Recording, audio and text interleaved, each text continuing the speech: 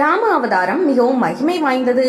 ஏனெனில் மகாவிஷ்ணுவின் அவதாரங்களில் ராம அவதாரம் மட்டுமே முழுமையானதாக கருதப்படுகிறது. பங்குனி மாதம் நவமி திதியன்று ராமபிரான் பிறந்தார். இதனால் அவரது பிறந்த நாள் ராமநவமி என்று கொண்டாடப்படுகிறது. ராமர் பிறந்த போது 5 கிரகங்கள் உச்சத்தில் இருந்தன. எனவே ராமர் ஜாதகத்தை எழுதி பூஜையில் வைத்து வழிபட்டால் கிரகதோஷங்கள் விலகும் என்பது நம்பிக்கை. அதுபோல ராமநாமமும் மகத்துவம் வாய்ந்தது.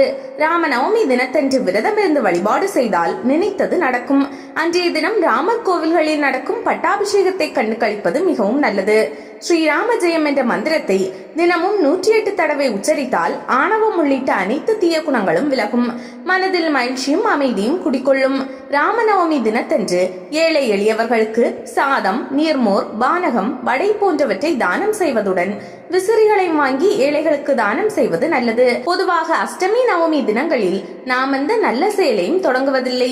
என்றாலும் நவமி திதியில் ராமர் பிறந்ததால் நவமி திதிக்கு ஒரு மதிப்பு ஏற்பட்டது. இதனால் ராமநவமி தினம் ஆண்டுதோறும் மிகவும் சிறப்பாக கொண்டாடப்படுகிறது. ராம அவதாரத்திற்கு பிறகு பல ஆயிரம் ஆண்டுகள் கழித்து ஆவணி தேய்பிறை அஷ்டமி திதியில் கிருஷ்ணர் பிறந்தார். அந்த அவதாரம் நிறைவு பெற்று பல ஆயிரம் ஆண்டுகள் கடந்த நிலையில் சாய்பாபா அவதாரம் நிகழ்ந்தது. சீரடியில் இருந்தபடி இந்த உலகையே ஆட்சி செய்த சாய்பாபாவின் அவதார தினமாக ராமநவமி தினம் கணிக்கப்பட்டுள்ளது. மனிதனாக பிறக்கும் ஒவ்வொருவரின் இறுதி இலக்கு என்ன? ஆனந்தமாக வாழ வேண்டும். இறுதியில் மறுபிறப்பு இல்லா முக்தியை பெற வேண்டும் என்பதுதான். இந்த இரண்டையும் தரும் கண்கண்ட கடவுளாக, குருவாக, நாம் கையை பிடித்து செல்லும் தோழனாக, வழிகாட்டியாக அவர் திகழ்கிறார். நம்மை பிறவிப்பிணியிலிருந்து மீட்டு துயர் துடைக்க வந்த அவதாரமாக அவர் இந்த பூமியில் தோன்றினார். அவர் எங்கு தோன்றினார்? எப்படி தோன்றினார்? எந்த ஆண்டு அவதாரம் எடுத்தார்? அவர் பெற்றோர் யார்? எங்கிருந்து அவர் சீரடிக்கு வந்தார்? எப்படி அவரால் கோடிக்கணக்கான மக்கள் மனதில் கடவுள் அவதாரமாக மாற முடிந்தது? இந்த கேள்விகளுக்கெல்லாம் யாராலும் இன்று வரை பதில் சொல்ல முடியவில்லை. கடவுள் அவதாரத்தை எப்படி சாமானிய மனிதர்களால் கணக்கிட்டு விட முடியும்? என்றாலும் ராமநவமி தினத்தை சீரடி சாய்பாபாவின் பிறந்த தினமாக, ஜெயந்தி தினமாக கொண்டாடும் நடைமுறை வழக்கத்தில் உள்ளது. அந்த வகையில் சீரடி சாய்பாபாவின் ஜெயந்தி தினம் இன்று உலகம் முழுவதும் உள்ள சாய்தலங்களில் விமர்சையாக கொண்டாடப்பட்டு வருகிறது. அனைத்து ஜீவராசிகளுக்குள்ளும் கடவுள் இருக்கிறார் என்பதை பாபா அழுத்தம் திருத்தமாக சொன்னார். அதனால்தான் அவரால் அனைத்து மதங்களுக்கும் தேவையான மரியாதையை தர முடிந்தது. இஸ்லாமியர்கள் வந்தால் அவர்களுடன் குரானில் கூறப்பட்டிருப்பது பற்றி பேசுவார், விவாதிப்பார். அதுபோல இந்துக்கள் வந்தால் அவர்களுக்கு ராம மந்திரத்தை போதிப்பார். ஒரு தடவை இயேசுநாதர் பற்றி தரக்குறைவாக பேசிய பக்தரை கடும் கோபத்துடன் கண்டித்தார். அவரை மன்னிப்பு கேட்க வைத்தார். இப்படி எந்த மதத்திற்குள்ளும் தன்னை அடைத்துக் கொள்ளாததால் தான் அனைத்து மதத்தை சேர்ந்தவர்களுக்கும் சாய்பாபாவை மனதார கடவுளாக ஏற்று பூஜித்து போற்றினார்கள். பாபா எப்போதுமே தான் கடைபிடிக்கும் வாழ்வியல் நடைமுறைகளை தனது பக்தர்களும் உளமாற கடைபிடிக்க வேண்டும் என்பதில் தெளிவாக இருந்தார். அதன் காரணமாக தான் அவரால் சீரடி தலத்தில் முஸ்லிம்களின் விருப்ப பண்டிகையான சந்தனக்கூடு விழாவையும் இந்துக்களின் பண்டிகையான ராமநவமியையும் ஒரே நாளில் சீரும் சிறப்புமாக நடத்த முடிந்தது. மத நல்லிணக்க விழாவாக ராமநவமி உருசு விழாக்களில் ஒருங்கிணைத்து நடத்தினார். அதன் பின்னணியில் ஒரு வரலாறு இருப்பதாக ஸ்ரீ சாய் சத்சரிதம் நூலில் குறிப்பிடப்பட்டுள்ளது. சீரடி அருகில் உள்ள கோபர்கானில் சர்க்கிள் இன்ஸ்பெக்டராக பணியாற்றியவர் கோபால் ராவ் குண்டு. இவர் பாபாவின் அதிதீவிர பக்தர். 3 பெண்களை திருமணம் செய்தும் கோபால் ராவ் குழந்தை பாக்கியம் இல்லாமல் தவித்தார். 1897ஆம் ஆண்டு ஒரு தடவை பாபா வழங்கிய அருளாசியால் அவருக்கு குழந்தை பிறந்தது.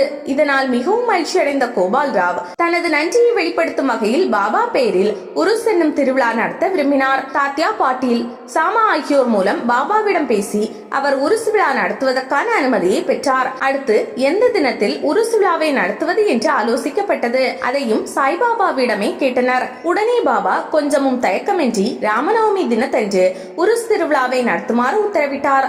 உருஸ் விழாவுக்கு வந்திருந்த சாய் சகுனோபாசனா என்னும் பத்திரிகையின் ஆசிரியர் கிருஷ்ணாராவ் பீஷ்மா உருஸ் தினத்தன்று ராமநவமி பண்டிகையும் கொண்டாடினால் என்ன என்று மற்றவர்களுடன் விவாதித்தார். பாபாவின் தீவிர பக்தர்களில் ஒருவரான காகா மாஜனியும் ராமநவமி தினத்தை கொண்டாடலாம் என்றார். அந்த ஆண்டு உருஸ் திருவிழா ராமநவமி விழாவாகவும் சந்தனக்கூடு விழாவாகவும் களை கட்டியது. பாபாவுக்கு மாலை அணிவித்து கொண்டாடினார்கள். 1913ஆம் ஆண்டு முதல் ராமநவமி திருவிழா 7 நாட்கள் தொடர்ச்சியாக நடக்கும் திருவிழாவாக மாறியது. 7 நாட்களும் கீர்த்தனைகள் பாடப்பட்டன. பாபாவின் அருளால் சீரடியில் நடந்த இந்த விழாக்களில் முதலில் ஆயிரக்கணக்கில் பக்தர்கள் திரண்டனர். தற்போது லட்சக்கணக்கில் பக்தர்கள் திரள்கிறார்கள். ஒரு ராமநவமி சந்தனக்கூடு விழாவுக்காக பாபா பயன்படுத்த அழகான குதிரைகள், வெள்ளி ரதம், பல்லக்கு போன்றவை பாபாவுக்கு பணக்கார பக்தர்களால் அன்பளிப்பாக வழங்கப்பட்டன. சுமார் 100 ஆண்டுகளுக்கு முன்பே அவற்றின் மதிப்பு பல லட்சம் ரூபாய் இருக்கும். ஆனால் எந்த ஆடம்பர அலங்கார பொருளும் சாய்பாபா நடவடிக்கைகளை மாற்றிவிடவில்லை. அவர் ஏதுமில்லாத சன்னியாசி போலவே சீரடி மசூதியில் வாழ்ந்தார். ராமநவமி நாட்களில் சாய்பாபாவுக்கு அழகு நிறைந்த பட்டு சட்டைகள், சால்வைகள் அணிவிக்கும் ஒரு புதிய பழக்கம் தோன்றியது. சாய்பாபாவை சீரடி சமஸ்தானத்தின் மகாராஜாவாக கருதி பக்தர்கள் இந்த அன்பளிப்புகளை வழங்கினார்கள். ஆனால் பட்டு சட்டைகள், சால்வைகளை பாபா ஒருபோதும் நிரந்தரமாக அணிந்து கொண்டதே இல்லை.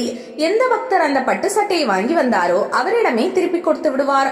கோடிக்கணக்கான மக்களின் வாழ்வில் மகிழ்ச்சியையும் மறுமலர்ச்சியும் ஏற்படுத்திய பாபா இப்போதும் கற்பனை கேட்டாத, நினைத்து பார்க்க முடியாத அற்புதங்களை நிகழ்த்தி கொண்டிருக்கிறார். அவரை நம்பி அவர் பாதங்களை இறுக பற்றி கொண்ட ஒவ்வொருவரும் இந்த பிறவியை இன்னலின்றி கடப்பது உறுதி.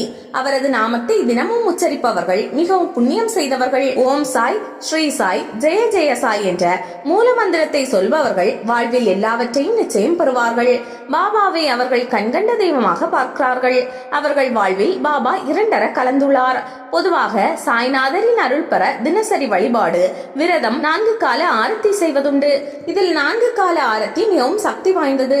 சீரடி சாய்பாபா உயிரோடு இருக்கும் போதும் 4 வேளை ஆரத்தி அவருக்கு காட்டப்பட்டது. அதே போன்று சீரடி சாய் மந்திரில் தினமும் 4 வேளை ஆரத்தி நடைபெறுகிறது. சீரடியில் ஆர்த்தி நடைபெறும் அதே நேரத்தில் உலகம் முழுவதும் உள்ள சாய்தலங்களில் ஆர்த்தி காட்டப்படுவது வழக்கத்தில் உள்ளது. இந்த 4 வேளை ஆரத்தியை செய்வதும் ஆரத்தியில் கலந்து கொள்வதும் சிறப்பான வாழ்வை தரும் என்பது உறுதி. ஆரத்தி மூலமாக சத்குருவான சாய்பாபாவை வணங்கினால் வாழ்க்கையில் ஒழுக்கமும் பாதுகாப்பும் தேடி வரும். சாய்பாபாவுக்கு தினமும் ஆரத்தி காட்டுவதை பழக்கப்படுத்திக் கொண்டால் நமக்குள் புத்துணர்ச்சி கிடைக்கும். நிறைய பக்தர்கள் வாழ்வில் இந்த ஆரத்தி மறுமலர்ச்சியை ஏற்படுத்தியுள்ளது. காகட ஆரத்தி நாம் நலமாக இருக்க உதவுகிறது. மதிய வேளை ஆரத்தி நமது வாழ்வில் எந்த ஒரு சிறு துன்பம் வருவதையும் தடுத்து நிறுத்துகிறது. மாலை நேர தூப ஆரத்தி நமது மனம் போன போக்கில் போகாமல் சாய்நாதரை சரணடைய உதவுகிறது. இரவு நேர சேஜ ஆரத்தி நாம் தினமும் பெறும் நன்மைகளுக்கு நன்றி தெரிவிப்பதாக உள்ளது. ஆரத்தி செய்யப்படும் இடங்களிலும் ஆரத்தி செய்பவர்களிடமும் நான் என்றென்றும் உறுதுணையாக இருப்பேன் என்று சாய்நாதர் பல தடவை உறுதிபட கூறியுள்ளார். எனவே அவரது அவதார திருநாளான இன்று சாய்நாதரை ஆரத்தி செய்து வழிபடுபவர்களுக்கு அளவில்லாத நன்மைகளும் புண்ணியமும் தேடி வரும் என்பது உறுதி.